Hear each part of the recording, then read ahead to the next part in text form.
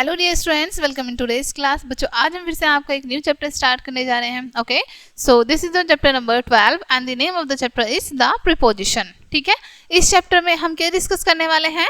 Preposition के बारे में। ओके, सबसे पहले हम डेफिनेशन जान लेते हैं प्रीपोजिशन की। Okay, a preposition is a word which shows the relation between a noun और प्रोनाउन। ठीक है, नाउन और प्रोनाउन के बीच में रिलेशन शो करते हैं हमारी प्रीपोजिशन। ठीक है, and some other word in a sentence, और हमारे सेंटेंस में कुछ अदर वर्ड्स के बीच में भी शो करते हैं क्या? रिलेशन को। ठीक है, यहाँ पर क्या बताया गया है? प्रीपोजिशन हमारे वो शब्द होते हैं जो नाउन, प्रोनाउन या फिर जो सेंटेंस में अदर वर्ड्स होते हैं उनके बीच में रिलेशन शो करते हैं। ठीक है, हिंदी में पढ़े, प्रीपोजिशन वह शब्द होता है जो किसी नाउन या प्रोनाउन का संबंध वाक्य में किसी अन्य शब्दों से प्रदर्शित करता है। ठीक है, अलग अदर जो वर्ड होते हैं उनसे रिलेशन शो करता है।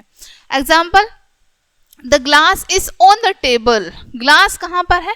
टेबल पर है। ठीक है, तो ग्लास और टेबल का रिलेशन शो हो रहा है यहाँ पर कि ग्लास कहाँ पर रखा है? टेबल पर रखा है, तो ऑन हमारा प्रीपोजिशन है। Okay, Akash is in the room. Akash कहाँ है? रूम में है। आकाश और रूम का रिलेशन शो किया गया है। आकाश और रूम का कैसे? आकाश रूम में है। ठीक है, तो इन हमारी प्रीपोजिशन है। He laughs at her, वह उस पर हंस रहा है। ठीक है, वह उस पर हंसा। at हमारी प्रीपोजिशन है। The dog is under the tree, dog कहाँ है? पेड़ के नीचे है। ठीक है, अब इससे अंडर से हमें क्या पता चल रहा है? डॉग का और ट्री का रिलेशन। ठीक है, निम्न प्रीपोजिशन और उनके प्रयोग को ध्यानपूर्वक पढ़िए। अब यहाँ पर आपको प्रीपोजिशंस दिए हैं और उनके यूजेस बताए हैं। ठीक है,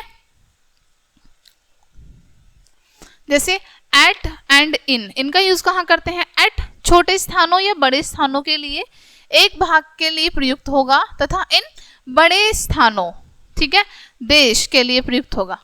एट का यूज हम छोटी जगह के लिए और बड़ी जगह के लिए करते हैं, लेकिन एक भाग के लिए। ठीक है, एक पार्ट के लिए।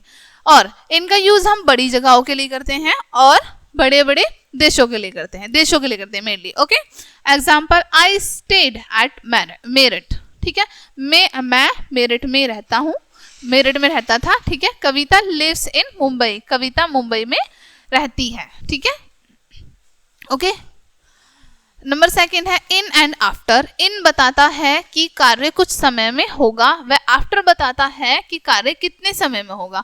इनसे क्या पता चलता है? कि कार्य हमारा कुछ समय में होगा, कुछ देर में होगा। और आफ्टर से क्या पता चलता है? कि कार्य हमारा कितनी देर बाद होगा, कितने समय में होगा। ठीक है, आफ्टर से। Example, you will be well in 2 days, कि तुम 2 दिन में ठीक हो जाओगे। ओके, आई शैल कम आफ्टर 2 hours। ठीक है, कितनी देर बाद आएंगे उससे पता चल रहा है ना हमें।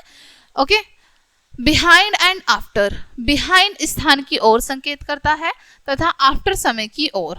Okay, example, the shop is behind my house. Shop कहाँ है? मेरे घर के पीछे है। I shall reach home after 1 hour। ठीक है, अभी हमने क्या जाना? बिहाइंड हमें स्थान के बारे में बताता है और आफ्टर हमें समय के बारे में बताता है। I shall reach home after 1 hour, यानी कि 1 घंटे बाद मैं घर पहुंच जाऊंगा। और the shop is behind my shop, shop जो है बिहाइंड माई हाउस, शॉप मेरे घर के पीछे है। बाय एंड विद, बाय का प्रयोग काम करने वाले के लिए और विद का प्रयोग किसी यंत्र के लिए होता है। ठीक है, a good song was sung by Lata. ठीक है, अब यहाँ पर आपको क्या पता है? बाय का यूज किसके लिए किया जा रहा है? किसी काम करने वाले व्यक्ति के लिए। ये जो अब एक अच्छा सॉन्ग गाया गया है किसके द्वारा? लता के द्वारा। ठीक है, he killed the snake with a sword. ठीक है, उसने एक स्नेक को मार दिया, किससे? स्वर्ड से। ठीक है, इन एंड इनटू, इन का प्रयोग विश्राम प्रकट करने के लिए और इनटू का प्रयोग गति प्रकट करने के लिए होता है। ठीक है, इनका यूज कहाँ पर? विश्राम करने के लिए, रेस्ट करने के लिए, इनटू का गति के लिए। ठीक है, we are in our class, कि हम अपनी क्लास में हैं। ठीक है, इससे क्या पता चल रहा है? कि अपनी क्लास में बैठे हैं एक जगह। She jumped on to the well. ठीक है, उसने कहाँ जंप किया है? कुएं में जंप किया, यानी कि क्या हुआ है? एक काम हुआ है जिसमें मूवमेंट हुआ है। ठीक है, मूवमेंट का पता चल रहा है हमें। ब्लो एंड अंडर, ब्लो किसी स्थान या ज्ञान करता है, स्थान का ब्लो किसी स्थिति का ज्ञान कराता है और अंडर किसी नीचे की वस्तु का। ठीक है, ब्लो स्थिति का और अंडर जो नीचे वस्तु है उसका, ठीक है। Example, the floor is below the roof, ठीक है। फ्लोर कहाँ पर है? बिलो द रूफ है, ठीक है। The ball is under the table, ठीक है। बॉल कहाँ पर है? अंडर द टेबल, यानी कि टेबल के नीचे, ठीक है। नेक्स्ट है number 7, before and with in.